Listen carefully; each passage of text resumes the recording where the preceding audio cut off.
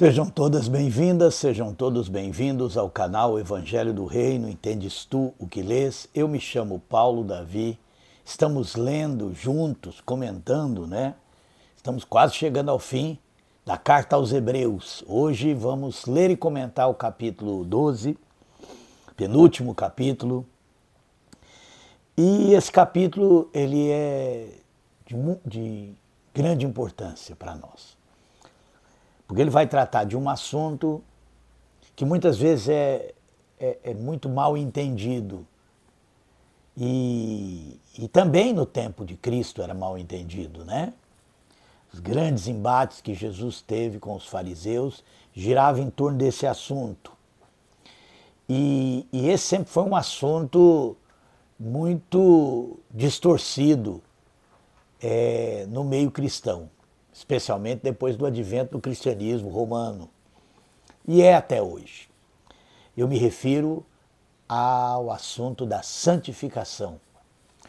E esse capítulo trata sobre isso. Eu queria ler, comentar e compartilhar com vocês aquilo que eu venho, ao longo dos anos, entendido sobre esse assunto. Hebreus capítulo 12, verso 1. Portanto, nós também, por estarmos rodeados de uma tão grande nuvem de testemunhas. Essas testemunhas foram aqueles do capítulo 11, né?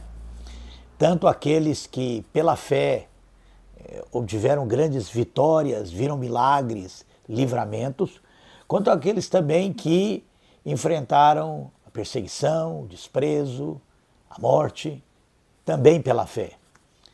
Essa nuvem de testemunhas, citadas lá no capítulo 11, é que está sendo referida aqui no capítulo 12.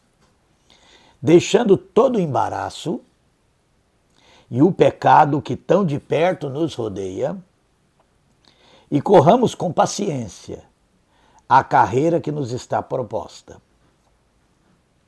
Essa palavra paciência aqui, ela também pode ser traduzida por perseverança, né? Corramos com perseverança a carreira que nos está proposta.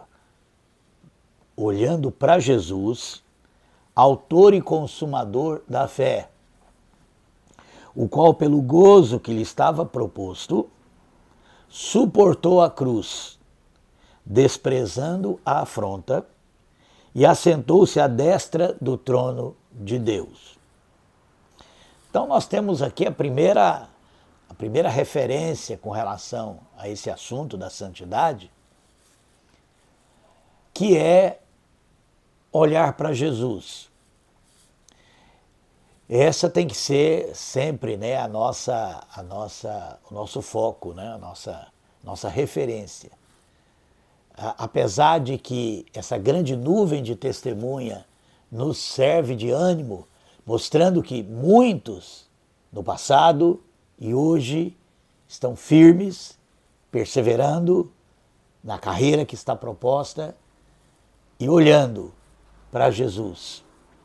Então, o escritor de Hebreus nos adverte, né, que nós devemos olhar para Jesus. Essa sempre é a nossa referência. Considerai, pois, aquele que suportou tais contradições dos pecadores contra si mesmo, para que não enfraqueçais, desfalecendo em vossos ânimos. Ainda não resistis até o sangue, combatendo contra o pecado. E já vos esquecestes da exortação que argumenta convosco como filhos. Filho meu, não desprezes a correção do Senhor, e não desmaieis quando por ele fores repreendido. Porque o Senhor corrige o que ama, e açoita a qualquer que recebe por filho. Se suportais a correção, Deus vos trata como filhos, porque que filho há a quem o pai não corrija? Mas se estáis sem disciplina, da qual todos são feitos participantes, sois então bastardos e não filhos. Além do que tivemos nossos pais segundo a carne para nos corrigirem, e nós os reverenciávamos. Não nos sujeitaremos muito mais ao Pai dos Espíritos para vivermos? Porque aqueles, na verdade, por um pouco de tempo nos corrigiam como bem lhes parecia. Mas esse, para nosso proveito, para sermos participantes de sua santidade. Então aqui aparece pela primeira vez no texto o tema, né, da qual esse capítulo trata, que é a questão da santidade. Santidade tem a ver com vencer o pecado. Porque Deus, em Cristo, nos perdoou todos os pecados. Mas o pecado ainda é uma realidade na nossa natureza, né? Porque nós, nesse mundo, né, fomos contaminados por esse pecado que está no mundo, diz a Bíblia, né? O pecado entrou no mundo por Adão e passou a todos os homens. E quando nós nos convertemos, era essa a nossa condição. Estávamos totalmente entregues ao pecado. Éramos totalmente escravos do pecado. Vivíamos no pecado. Mas Deus em Cristo nos perdoou. E esse perdão, ele tem poder. Ele tem poder porque ele nos leva ao arrependimento. É o perdão que nos leva ao arrependimento, não o contrário. Nós não somos perdoados porque nos arrependemos. Nós nos arrependemos porque fomos perdoados. O perdão vem antes. Inclusive, o perdão nos foi dado antes da fundação do mundo e manifesto na cruz do Calvário. Esse é o ensino do Evangelho de Jesus Cristo. E esse perdão, o fato de Deus nos ter perdoado, sendo nós ainda pecadores, isso tem um poder muito grande. É o amor de Deus manifestando. E esse amor de Deus alcança os nossos corações e nos leva ao arrependimento. É esse arrependimento, essa mudança de mente, essa conversão que nos leva a combater o pecado que está em nós. Isso é muito importante, porque a religião combate o pecado que está nos outros, né? A religião sempre tem uma palavra para condenar os pecadores. Mas o Evangelho não tem nada a ver com isso. A mensagem do Evangelho é uma mensagem de perdão, não é uma mensagem de condenação. Nós devemos combater o pecado, sim, mas em nós e não nos outros. A palavra que nós temos para o nosso próximo é a palavra de perdão. Essa é a palavra que tem poder para mudar a vida das pessoas. Que Deus nos perdoa, nós ainda sendo pecadores.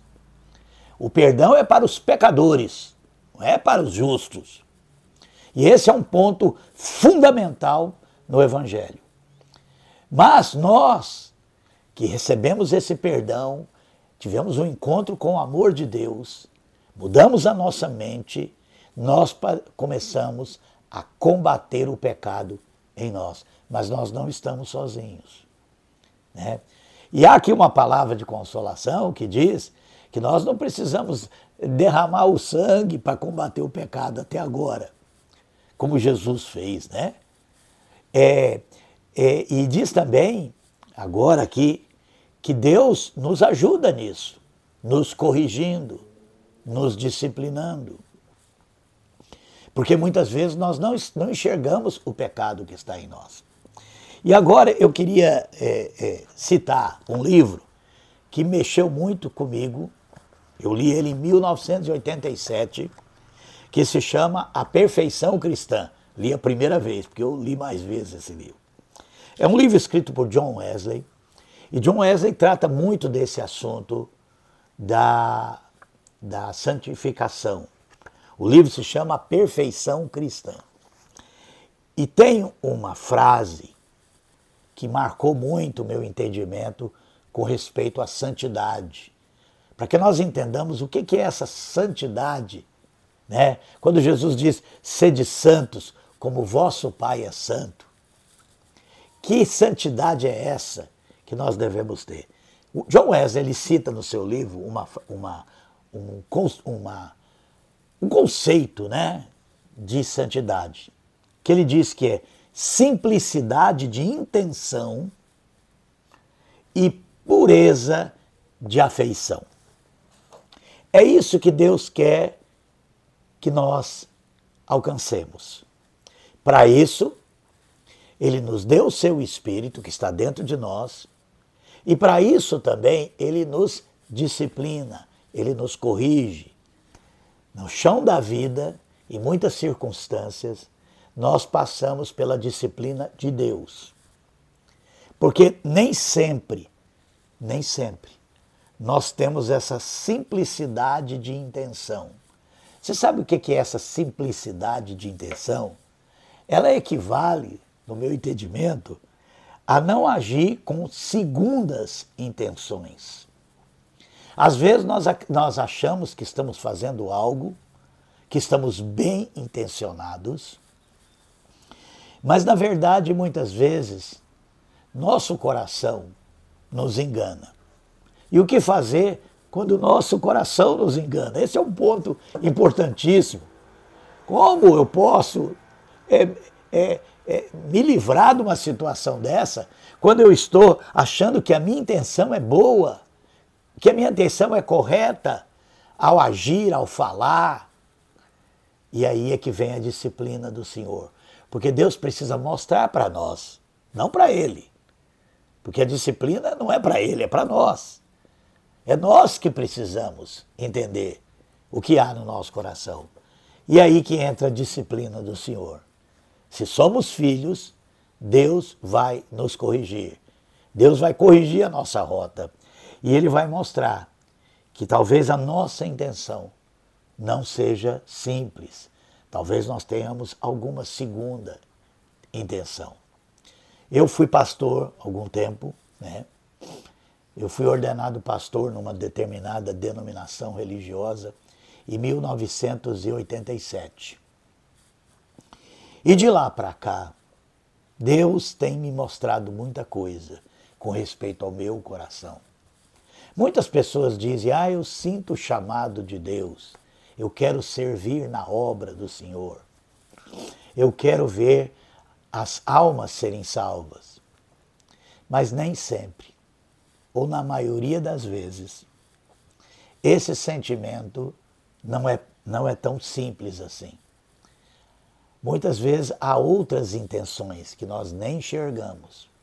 Às vezes nós gostamos, queremos essa posição, né, de ser líder, de ser pastor, de pastorear pessoas, de ser importante, de fazer grandes coisas.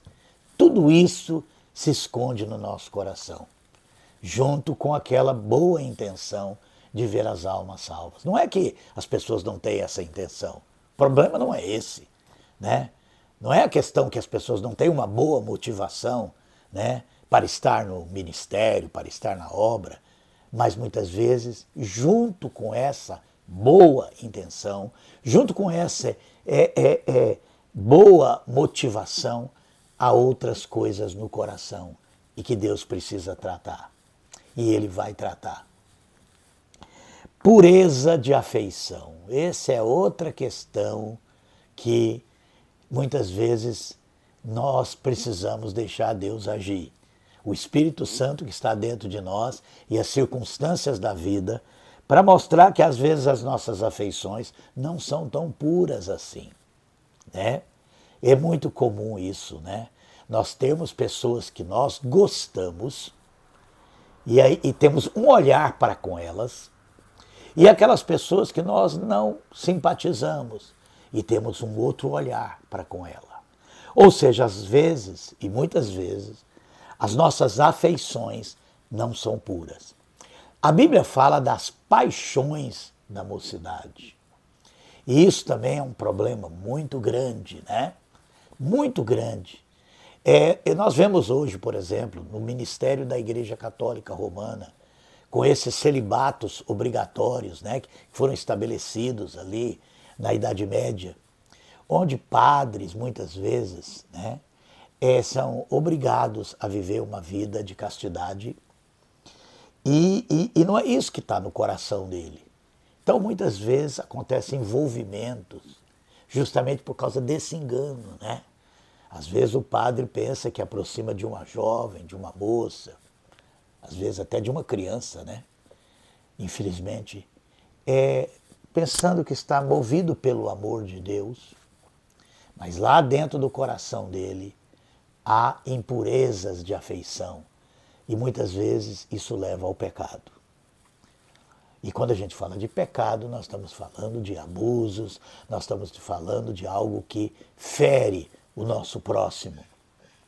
Então, se nós queremos viver uma vida de santidade, nós precisamos deixar Deus trabalhar em nós, tanto pelo Espírito que Ele nos deu, quando nós nos convertemos, mas também pelas circunstâncias que Ele providencia nas nossas vidas para nos corrigir, para fazer-nos ver quem realmente nós somos e o que está no nosso coração. Vamos seguir aqui. Verso 11.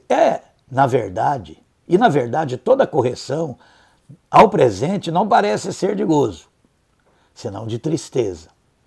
Mas depois produz um fruto pacífico, de justiça, nos exercitados por ela. Portanto, tornai a levantar as mãos cansadas e os joelhos desconjuntados. E fazei veredas direitas, né, para os vossos pés, para que manqueja não se desvie inteiramente, antes seja sarado. Segui a paz para com todos, e a santificação, sem a qual ninguém verá o Senhor. Deus precisa nos santificar, para que nós possamos ver ao Senhor. E esse para mim é outro ponto. Quando o nosso coração é contaminado pelo pecado, e o nosso coração é contaminado pelo pecado, diz a Bíblia, as nossas intenções, as nossas afeições, as nossas intenções não são simples, as nossas afeições não são puras. E elas precisam ser tratadas. E é lógico que o tratamento de Deus, no momento, não parece ser coisa boa. Traz muita tristeza, muita dor. Quando nós encaramos a nós mesmos. Quando Deus coloca um espelho na nossa frente e nós nos enxergamos. Mas isso não é para nos desanimar. Presta bem atenção. Quando Deus nos corrige, Ele não quer nos parar. Ele não quer nos jogar para baixo. Ele não quer nos condenar. É a religião que busca acusar e condenar. Deus não quer nem nos acusar, nem nos condenar. Deus quer nos mostrar aonde nós estamos, para que nós possamos chegar aonde Ele quer nos levar. Então Deus nos corrige porque nos ama. Deus nos corrige porque nos aceita como filhos. A correção não é uma rejeição, presta bem atenção. Correção não é rejeição.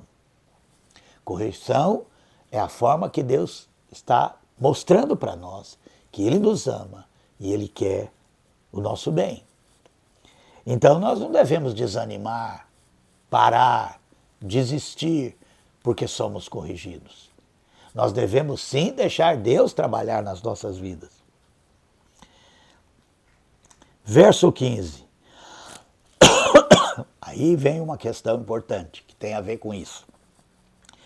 Tendo cuidado de que ninguém se prive da graça de Deus e de que nenhuma raiz de amargura brotando vos perturbe e por ela muitos se contaminem.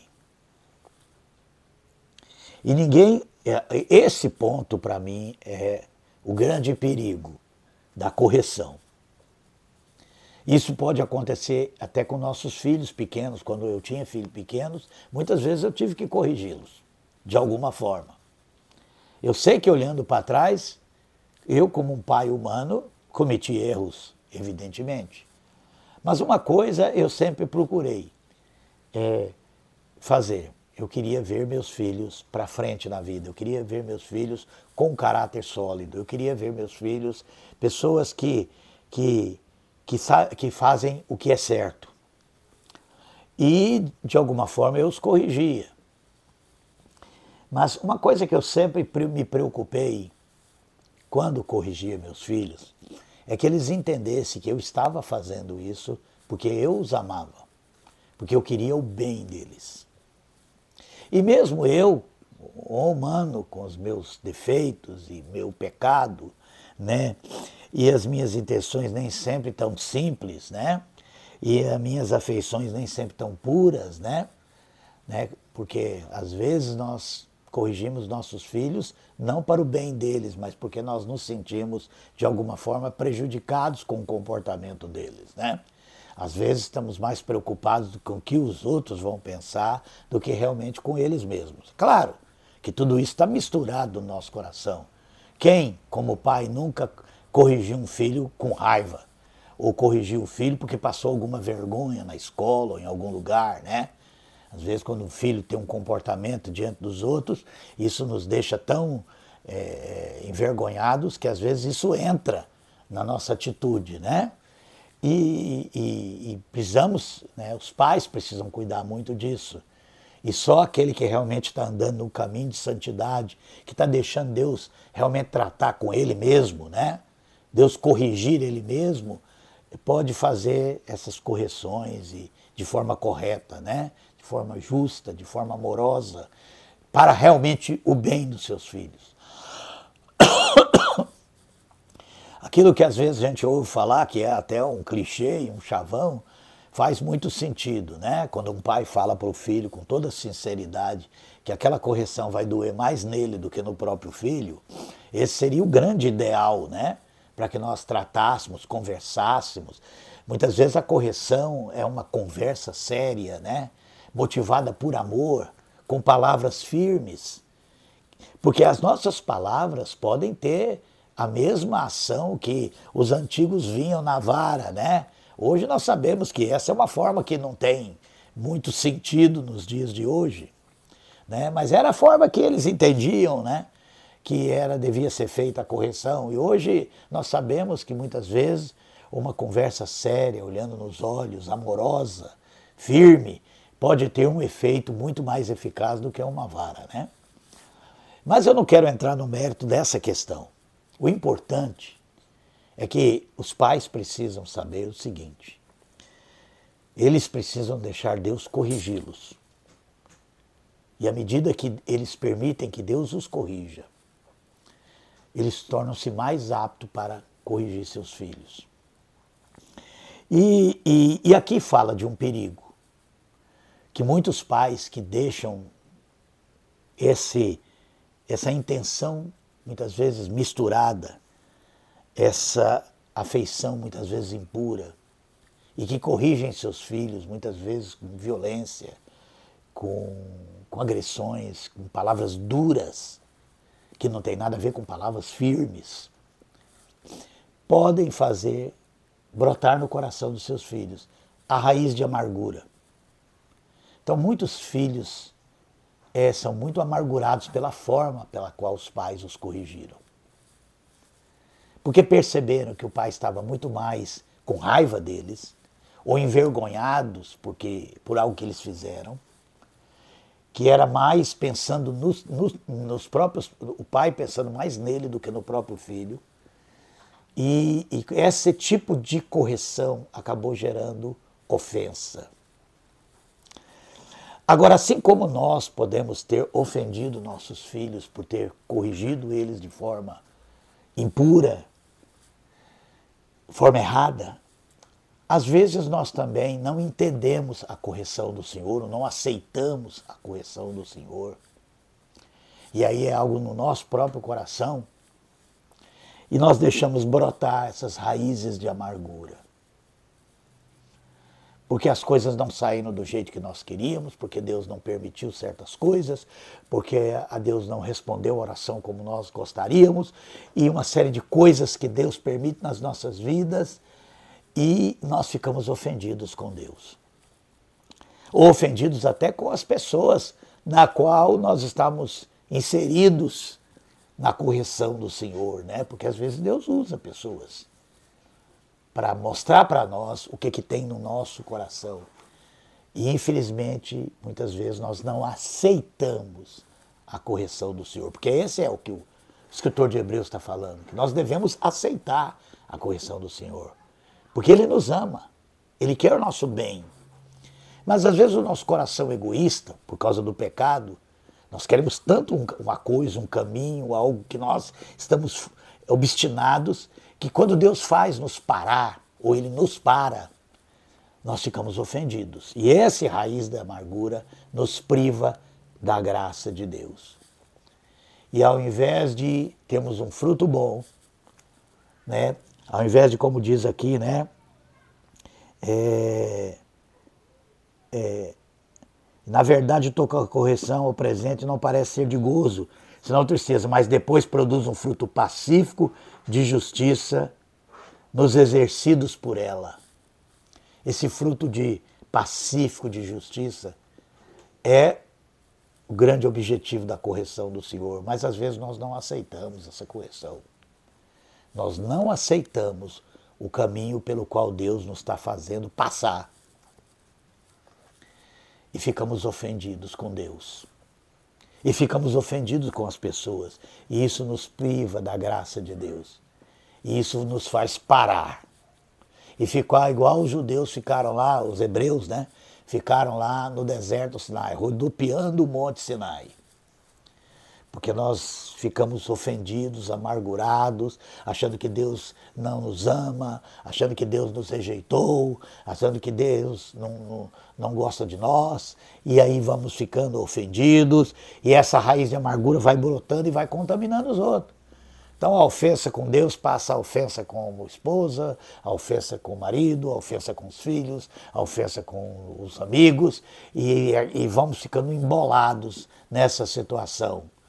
Não entra nisso. E se já entrou, arrependa disso. Muda a sua atitude. Chega para Deus, pede para Ele trazer luz. Porque se você continua nisso, você fica fora da graça e fica rodopiando no deserto.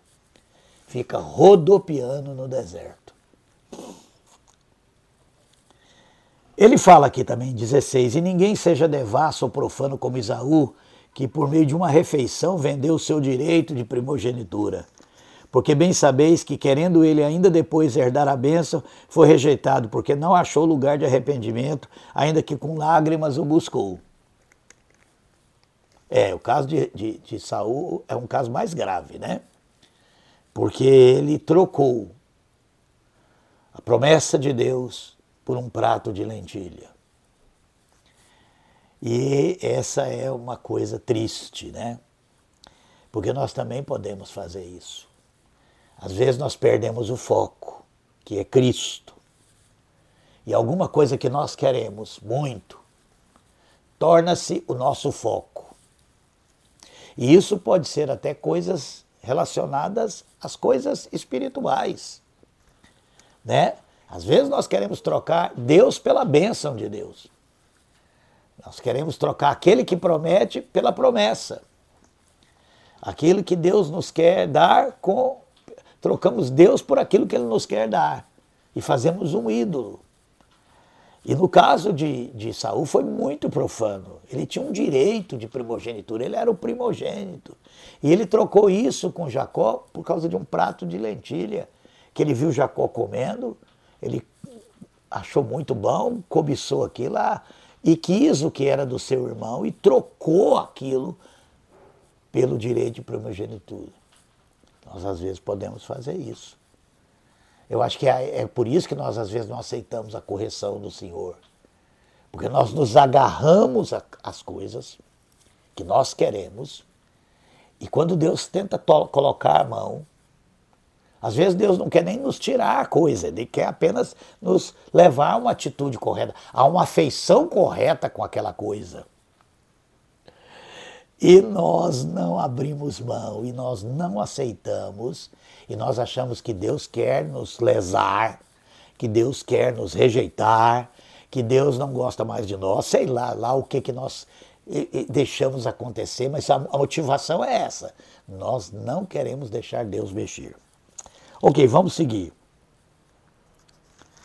Porque, verso 18, porque não chegasse ao monte palpável, aceso com fogo, escuridão, e trevas, e tempestades, e ao som de trombetas, e a voz das palavras do qual a ouviram, pediram que não lhes falassem mais, que foi a situação dos hebreus diante do Monte Sinai. Lembra? Eles chegaram no Monte Sinai e quando eles viram tudo aquilo, trovões, relâmpagos, trevas e aquela coisa terrível, eles falaram, nós não queremos ouvir Deus falar. Nós não queremos ouvir Deus falar. Foi aí que eles falaram, olha Moisés, você vai lá, ouve e fala para nós. É ali que começa o grande problema daquele povo. Eles ficaram com medo de Deus. Eles não conheciam a Deus. E na visão que eles tinham de Deus, Deus era terrível. Deus era terrível. E com essa visão de Deus ser terrível, eles não queriam ouvir a Deus. Uma visão errada sobre Deus. Uma relação errada. E é nesse ponto que ele fala isso, ó. Porque não podiam suportar o que lhes mandava. Se até um animal tocasse no monte, será apedrejado ou passado em dardos. E tão terrível era a visão que Moisés disse, estou todo assombrado e tremendo. Mas chegasse ao Monte Sião, olha aqui, olha onde nós chegamos, ao Monte Sião, e a cidade do Deus vivo, a Jerusalém celestial, e aos muitos milhares de anjos, a universal assembleia, igreja dos primogênitos, que estão escritos nos céus, e a Deus, o juiz de todos, e aos espíritos dos justos aperfeiçoados, e a Jesus, o mediador de uma nova aliança, e ao sangue da aspersão, que fala melhor do que o de Abel. Vede que não rejeitais ao que fala, porque se não escaparam aqueles que rejeitaram, e que na terra os advertia, muito menos nós, se nos desviarmos daquele que dos céus, a voz do qual moveu então a terra, mas agora anunciou dizendo, ainda uma vez comoverei não só a terra, senão também o céu. E esta palavra, ainda uma vez, mostra a mudança das coisas móveis para as coisas feitas, para que as imóveis permaneçam. Por isso, tendo recebido um reino que não pode ser abalado, retenhamos a graça pela qual servimos a Deus agradavelmente com reverência e piedade, porque o nosso Deus é um fogo consumidor. Olha que coisa interessante. Eu quero terminar explicando isso aqui. Nós conhecemos a Deus. Ele se manifestou na cruz do Calvário. Ele é um Deus amoroso.